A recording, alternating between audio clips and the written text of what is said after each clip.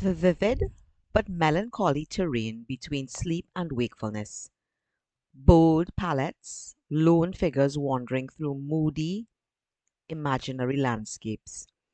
These are just some of the elements which have been used to describe Matthew Wong's work. Matthew Wong, a self-taught Canadian painter, was born in Toronto in 1984. His family emigrated to Hong Kong when he was 7, but returned to Canada when Matthew was 15, partly to support the treatment of his autism. He was also diagnosed with Tourette's syndrome and depression. He earned a Bachelor of Art in Cultural Anthropology from the University of Michigan in 2007.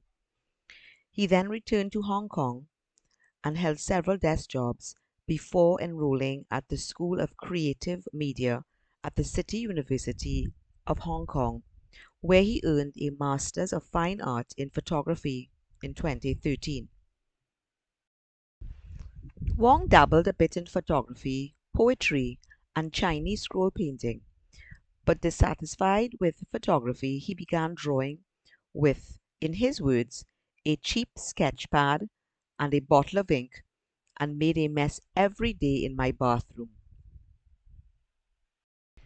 With no formal training in painting, and just the local library and the internet, namely Facebook, as his digital classroom, Wong began painting landscapes in 2014. In an artist statement, he is quoted as saying, "Painting is a mysterious, often frustrating, but ultimately compulsive activity for me. Working on a daily basis is basically a way for me to keep track of my life." Wong's paintings caught the attention of many art dealers, curators, and critics online, and this paved the way to many invitations to exhibit his work. Wong's style is described as reminiscent of post-impressionist painters including Vincent van Gogh, Edward Vuillard, and Paul Cérusier. Art critic Eric Soothfin wrote of Wong, like his forebearers, he synthesizes stylized representations, bright colors, and mystical themes to create rich, evocative scenes. Barry Schwabsky points out that Wong seems to have a favorite recurring motif that stands out in his work, and that would be a road or a path that stretches away into the distance, its goal always invisible. According to Darby Milbrath of the Editorial Magazine, Matthew Wong's favorite word is a Portuguese term pronounced saudade, and it means nostalgic or profound longing for something or someone that is no longer.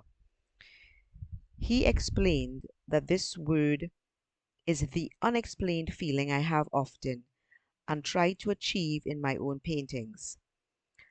Matthew took his life in October of 2019.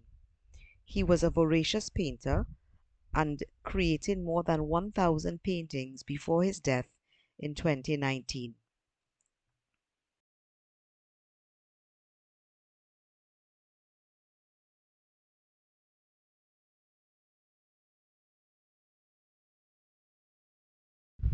Blue View is the title of the first museum exhibition dedicated to Wong and his brilliant but short-lived career.